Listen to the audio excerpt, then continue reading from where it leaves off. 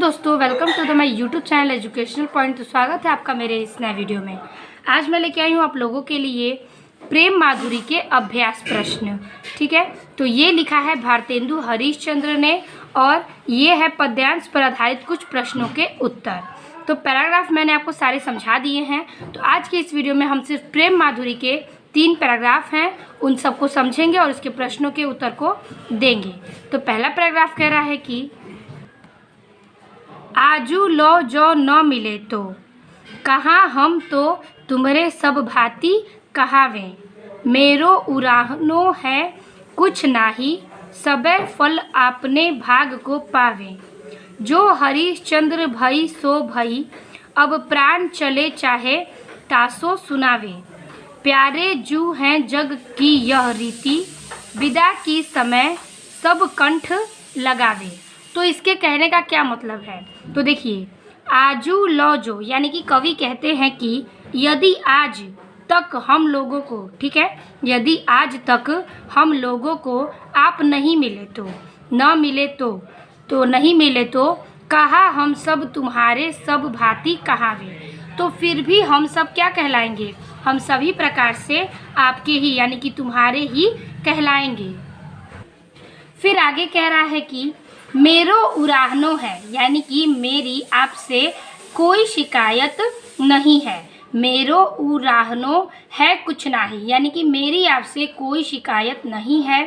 सबे फल अपने भाग को पावे, और न मैं आपके उपालंब ही दे रही हूँ, क्योंकि मैं जानती हूँ कि इस संसार में जो लोग हैं अपने भाग्य का फल वो पाते हैं। ठीक है, इसीलिए मेरी आपसे कोई उलाहना, कोई शिकायत नहीं है, क्योंकि मैं जानती हूँ कि संसार में जिसका जो फल है वो उसे ज़रूर मिलता है। ठीक है, जो हरिश्चंद्र भई सो भई यानी कि हरिश्चंद्र यानी कि कवि भारतेंदु हरिश्चंद्र कहते हैं कि मेरा दुर्भाग्य है, ठीक है, भई सो भई, अब प्राण चले चाहे तासो सुनावे, यानी कि जो जीते हैं मेरा आपसे मिलन न हो सके तो इसमें आपका क्या दोष है? ठीक है, कि मुझसे आपका मिलन न हो सके तो इससे आपका क्या दोष है? ये बात भारतेंदु हरिश्चंद्र कहते हैं।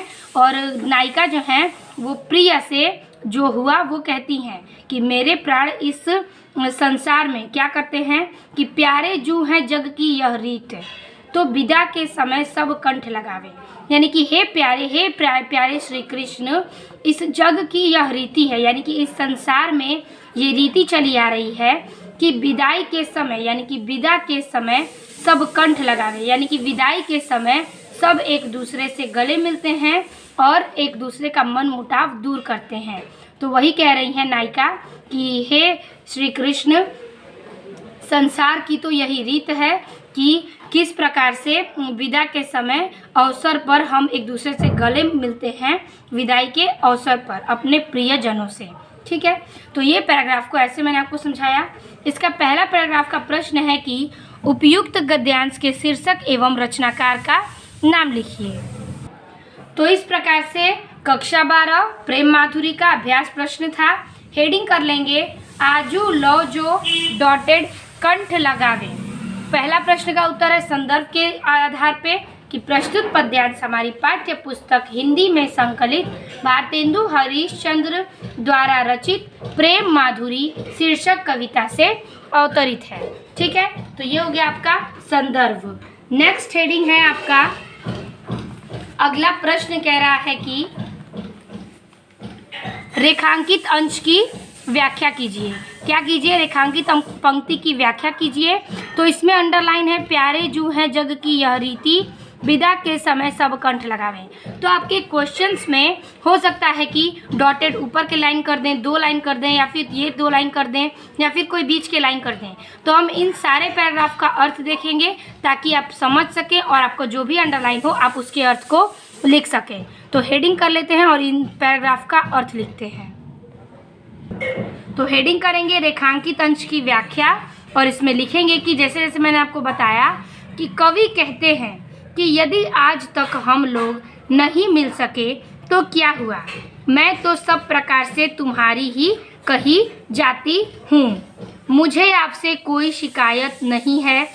और न मैं आपको उपालंब ही दे रही हूँ, क्योंकि मैं जानती हूँ कि इस संसार में सभी लोगों को भाग्य के अनुसार ही फल मिलता है।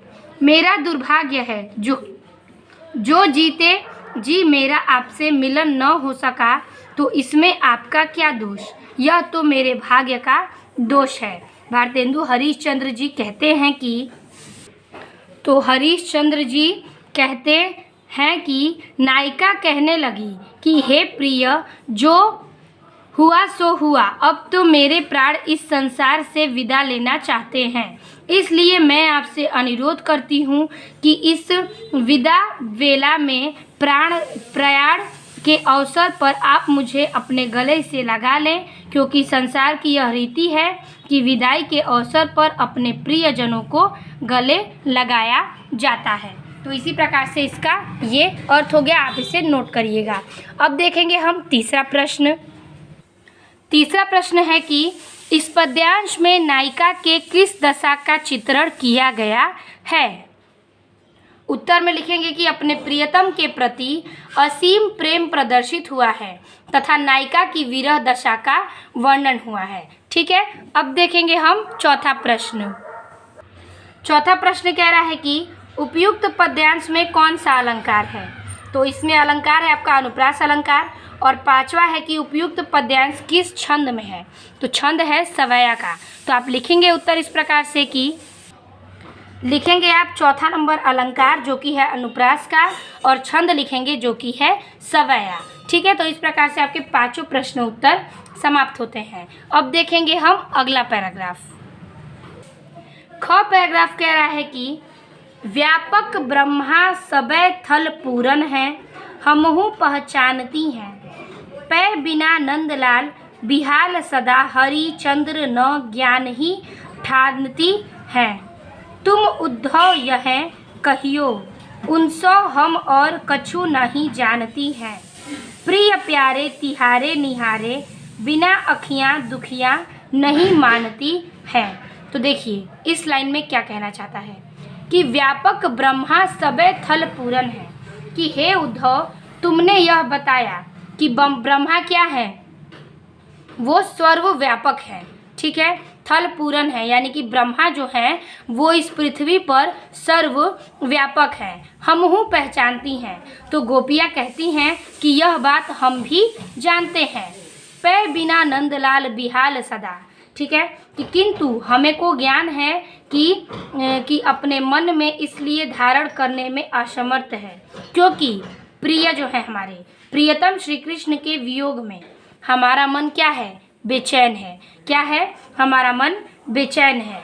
तब क्या करते हैं कि तो कहते हैं कि श्री कृष्ण की नंदलाल बिना हमारा मन बेचैन है, और भारतेंदु हरिश्चंद्र कहते हैं कि ये ज्ञान ही ठानती हैं, यानी कि तब कोई भी बात का भला हम समझ में आता है। ठीक है, ये ज्ञान हमें भी पता है, इस ज्ञान का उपदेश हमें न सिखाइए।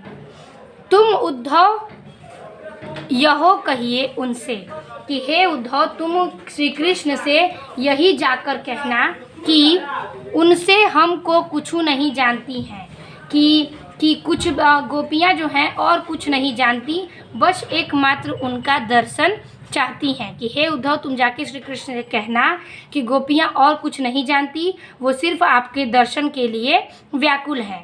प्रिय प्यारे तिहारे निहारे, बिना अखियाँ दुखियाँ नहीं मानती हैं, यानी कि क्योंकि प्रियतम को देखे बिना ये अखियाँ जो हैं कि अब हमारे प्रिय श्री कृष्ण को देखे बिना हमारी ये जो आँखें हैं वो दुखिया किस प्रकार संतुष्ट नहीं हो पाती हैं। ठीक है, दुखिया ये आँखें जो हैं वो संतुष्ट नहीं आप हो पाती हैं। आप किसी और उपाय से इन आँखों का बहना नहीं रोक सकते हैं, इसीलिए श्री कृष्ण के दर्शन आप हमें कराएं। ठीक है, आपको ये हठ हमारी पूरी करनी पड़ेगी, हमें श्री कृष्ण से आप मिलाइए, ये उद्धव से गोपियाँ कहती हैं। ठीक है, तो जैसा कि मैंने आपको पैराग्राफ अपने एक और वीडियो में भी समझाया है, उसी प्रकार से ये भी है। तो इसमें पहला क्वेश्चन कह रहा है कि उपयुक्त पद्यांश के शीर्षक एवं रचना का नाम लिखिए। तो पहले का उत्तर लिख लेते हैं। वही होगा जो कि मैंने आपको ए का पहला बताया था, यानी क का संदर्भ लिखना है आपको। फिर दूसरा कह रहा है कि इस पद्यांश में कवि ने ब्रह्मा को किस स्वरूप में महत्वता दी है। तो ख नंबर हेडिंग करेंगे, व्यापक ब्रह्मा डॉटेड नहीं मानती हैं। संदर्भ पूर्वरत रहेगा जो कि मैंने आपको पहले आंसर में बताया। और दूसरा था कि इस पद्यांश में कवि ब्रह्मा को किस रूप में जानती हैं। तो उत्तर होगा कि ब्रह्मा के सर्वव्यापक स्वरूप को महत्वता दी है। क्या की है? ब्रह्मा के सर्वव्यापक समूह को उन्होंने महत्वता दी है। तीसरा प्रश्न कह रहा है कि तीसरा प्रश्न बोल रहा है कि गोपियाँ उद्धव से क्या कहती हैं। तो इसका उत्तर लिखेंगे हम कि गोपियाँ उद्धव से जाकर कहती हैं कि श्री कृष्ण से कह देना कि हम और कुछ नहीं जानती हैं, बस हमारी आंखें श्री कृष्ण के दर्शन के अतिरिक्त और कुछ स्वीकार नहीं कर रही हैं। ठीक है, ये हो जाएगा। चौथा प्रश्न कह रहा है कि इस पद्यांश में कौन सा रस है। तो उत्तर में लिखेंगे कि इस पद्यांश में वियोग श्रृंगार रस है। ठीक है, अब देखिए पांचवा प्रश्न। पांचवा प्रश्न कह रहा है कि रेखांकित अंश की व्याख्या कीजिए। तो रेखांकित है तुम से लेके मानती हैं तक। तो लेकिन हम पूरे इस पैराग्राफ का रेखांकित अंश की व्याख्या देखेंगे, यानी कि पूरा पैराग्राफ देखेंगे। आपके जो अंडरलाइन है आप उसे समझ सकते हैं और उसे लिख सकते हैं। तो चलिए देखते हैं इसका अर्थ। तो हेडिंग कर लेंगे रेखांकित अंश की व्याख्या और लिखेंगे कि हे उद्धव, तुमने हमें बताया है कि ब्रह्मा तो सर्वव्यापक है, इसे हम भी जानती हैं, किंतु हम इस ज्ञान को अपने मन में इसलिए धारण करने में असमर्थ हैं क्योंकि प्रियतम श्री कृष्ण के वियोग में हमारा मन बेचैन है। ठीक है, जब तक हम अशांत हैं तब तक कोई भी बात भला हमें कैसे समझ में आ सकती है। ठीक है, इसलिए पहले तो तुम ऐसा कोई उपाय करो जिससे हमारा मन शांत हो सके, तभी तुम्हारे ज्ञानोपदेश को धारण करने की स्थिति बन पाएगी, यानी कि तभी हम आपके ज्ञान को धारण कर सकेंगे।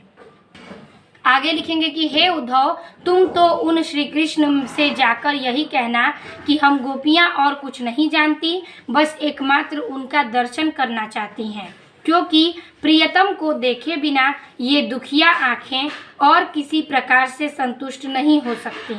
आप किसी और उपाय से इन आँखों को बदला नहीं सकते।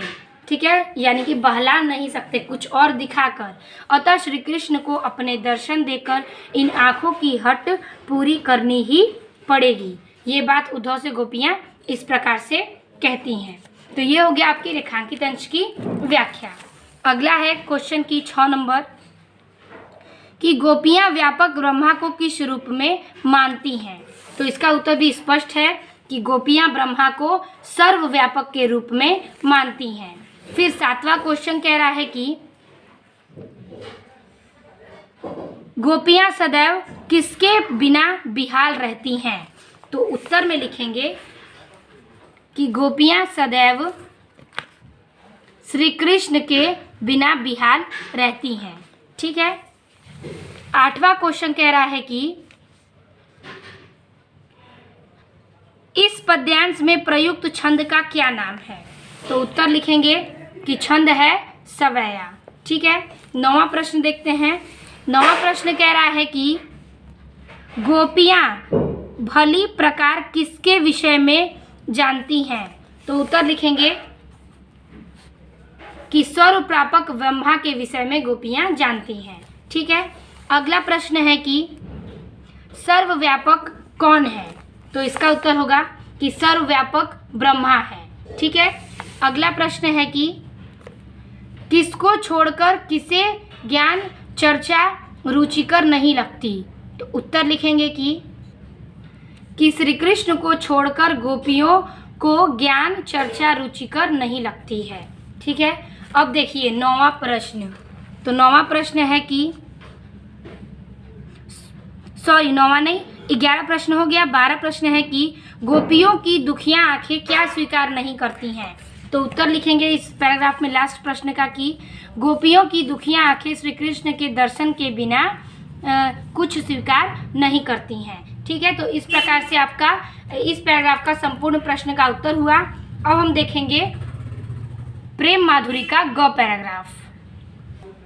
तो ग पैराग्राफ कह रहा है कि रोक ही जो तो अमंगल होए, और प्रेम न से जो कहे प्रिय जाइए, जो कहे जाहू न तो प्रभुता, जो कछु न कहे तो स्नेह नसाइए, जो हरिश्चंद्र कहे तुमरे बिनु जिए न तो यह कोई, क्यों पितर पति आइए, तासो पयान समय तुमरे, हम का कहें आपे हमें समझाइए। तो इसमें कवि कहते हैं कि नायिका जो है वो अपने प्रियतम से कहती हैं क्या कि रोक ही जो तो अमंगल होए, यानी कि उनके प्रिय जो हैं वो जाते हैं परदेश, अगर वो प्रेमिका उन्हें रोकती हैं तो ऐसे टोक लगाती हैं तो उसे अमंगल माना जाएगा और प्रेम नशे यानी कि प्रेम को नाश दिया जाता है। जो कहे प्रिय जाइए, अगर प्रेमिका कहती हैं कि आप जाइए तो प्रेम को दुख होगा, अगर वो रोकती हैं तो वहाँ पर अमंगल होगा, तो वो करे तो करे क्या। जो कहे जाऊँ न तो प्रभुता, और जो कछु न कहूँ तो स्नेह नसाइए, यानी कि जब वो यात्रा के समय जाते हैं तो यदि उन्हें अगर प्रदेश जाने के लिए कह दी तो उनका प्रेम नष्ट हो जाएगा। ठीक है, और वह कहती हैं कि यदि उन्हें प्रदेश जाने से अगर वो नहीं रोकती हैं, क्या करती हैं कि जो कहे कि जाऊँ न तो, अगर वो नहीं रोकती हैं, क्या करती हैं नहीं जाइए, तो ऐसे होगा कि इनके हमारे प्रति प्रेम नहीं है, वो संकट में आ जाएंगे। कछु न कहे तो स्नेह नसाइए, अगर वो रोकती ही नहीं है तो ऐसा प्रतीत होता है कि मानो कि उनको अपने प्रेमी के प्रति कोई प्रेम स्नेह नहीं है। जो हरिश्चंद्र कहे, तो कवि हरिश्चंद्र कहते हैं कि तुमरे बिनु जियो न तो क्यों पित आइए, कि अगर आप चले जाएंगे तो मैं प्रियतम के बिना कैसे जीवित रह सकूंगी। अगर वो ये बात भी कहती हैं प्रेमिका तो क्या होगा कि तासो पयान समय तुमरो, हम का कहें आप ही हमें समझाइए, कि अगर आपके बिना मैं जीवित न रह सकती हूँ, अगर ये बात मैं कहूँ तो उन्हें विश्वास नहीं होगा।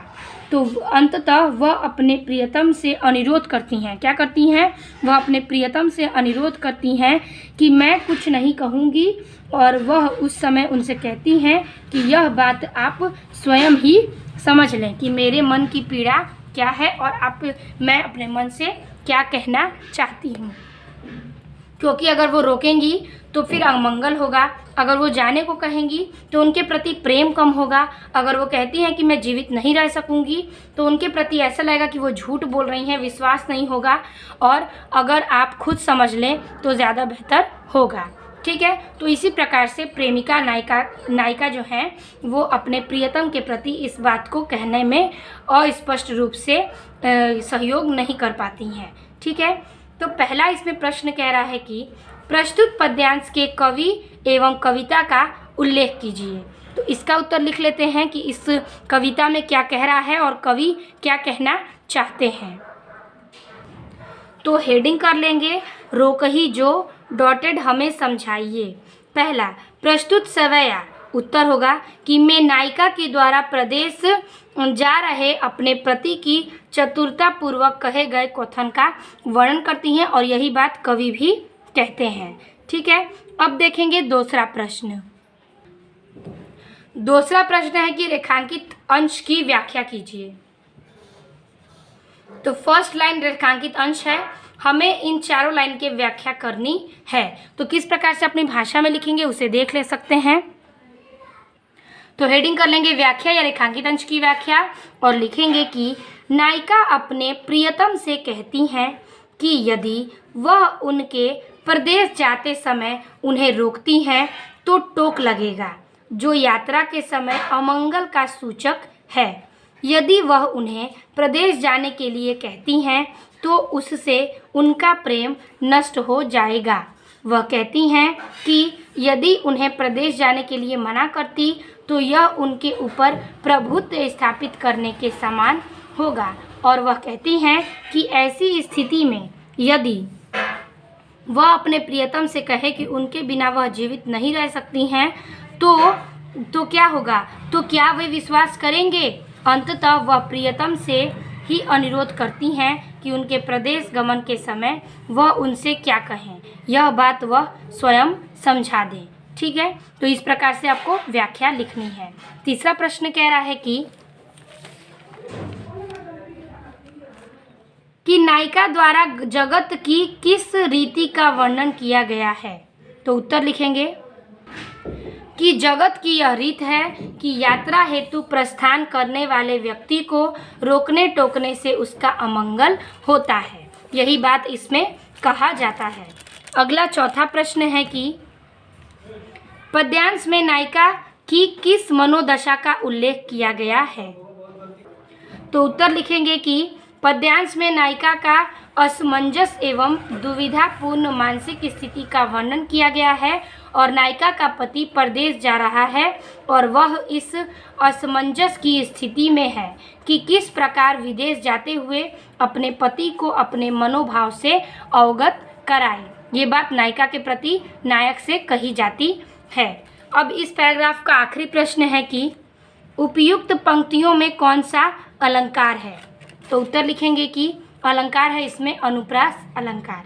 तो इस प्रकार से आपका प्रेम माधुरी का क, ख और ग पैराग्राफ समाप्त होता है। आई होप आपको सारे प्रश्न के उत्तर और पैराग्राफ समझ में आ गए होंगे। तो इस वीडियो में हमने प्रेम माधुरी के पैराग्राफ को समझे। अगले वीडियो में हम यमुना छवि के पैराग्राफ को देखेंगे और उसको समझेंगे और उसके प्रश्न के उत्तर को देंगे। आई होप आपको वीडियो अच्छी लगी होगी। वीडियो अच्छी लगी हो तो लाइक कमेंट और अपने दोस्तों को शेयर कीजिएगा ताकि वो भी ये वीडियो को देख सके और इस प्रश्नों के उत्तर को हल कर सके। मिलते हैं आपसे यमुना छवि के पैराग्राफ्स के वीडियो में, तब तक के लिए धन्यवाद।